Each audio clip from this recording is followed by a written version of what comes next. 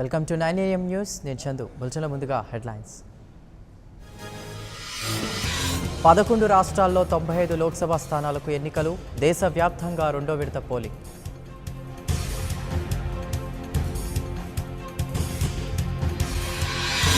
Vote హక్కు వినియోగించుకుంటున్న ప్రముఖులు. Polling కేంద్రాలకు క్యూ.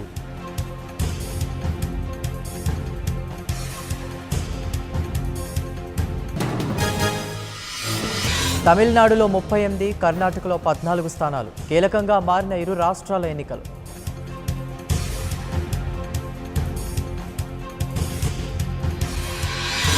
జమ్మూ కాశ్మీర్ పోలింగ్ కేంద్రాల వద్ద భద్రత కట్టుదిట్టం. ఇంటర్నెట్ సేవలు రద్దు చేసిన అధికారులు.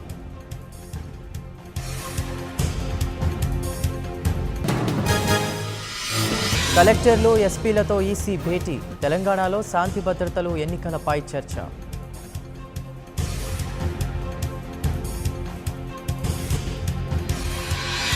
ఛత్తీస్గఢ్లో ఎన్కౌంటర్. 2 మావోయిస్టుల మృతి.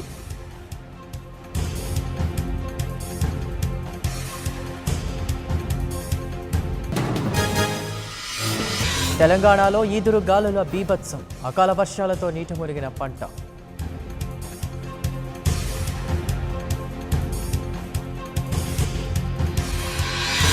మేలో రైతు బంధు చెక్కులు.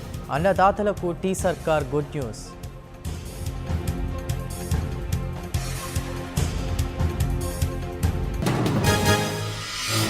ఇవాళ తెలంగాణ ఇంటర్ ఫలితాలు. సర్వం సిద్ధం చేసిన బోర్డు అధికారులు.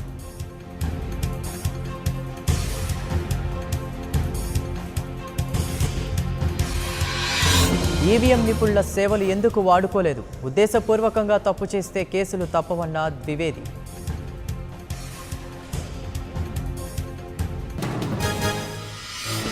ఫారెన్ 7 దొంగల ఐపీ అడ్రస్లు ఎందుకు ఇవ్వరు? దేశాన్ని మోదీ భ్రష్టు పట్టిస్తున్నారంటూ చంద్రబాబు ఫైర్.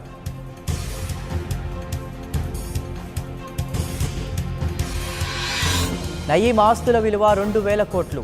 2 నెలల్లో దర్యాప్తు పూర్తవుతుందన్న సిట్.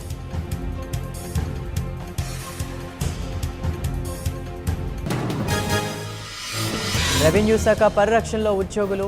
అవినీతి రహిత ఆఫీసులంటూ బోర్డులు.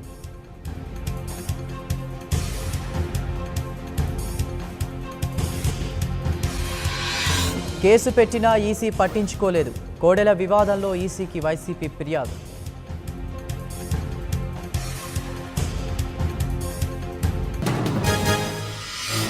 రాములోరి కళ్యాణానికి ముస్తాబైన ఒంటిమిట్ట. పట్టు వస్త్రాలు సమర్పించనున్న నరసింహన్, చంద్రబాబు.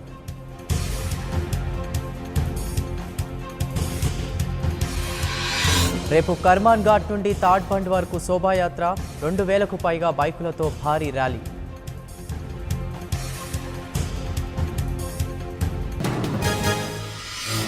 మే 3న విడుదలకు సిద్ధమవుతున్న మమతా బయోపిక్.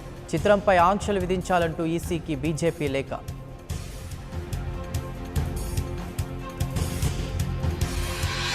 ఆర్థిక సంక్షోభంలో జెట్ ఎయిర్వేస్. పూర్తిగా నిలిచిపోయిన సేవలు.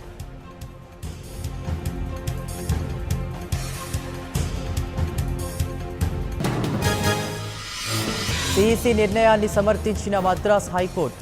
వేలూరు ఎన్నికలపై దాఖలైన పిటిషన్ కొట్టివేత.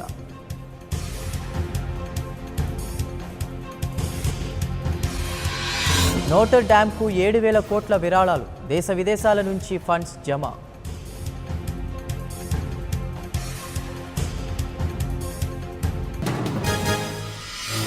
పోర్చుగల్లో ట్రావెల్స్ బస్ బోల్తా. 29 మంది మృతి.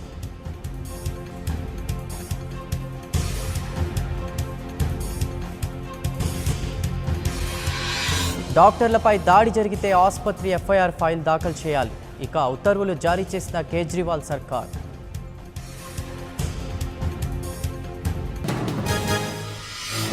మసూద్ అజర్ అంశంపై పరిష్కారం కోసం చూస్తున్నాం. ఒత్తిడి తెస్తే పని జరగదన్న చైనా.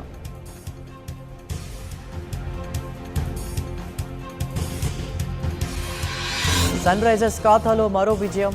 చెన్నైపై 6 వికెట్ల తేడాతో హైదరాబాద్ గెలుపు.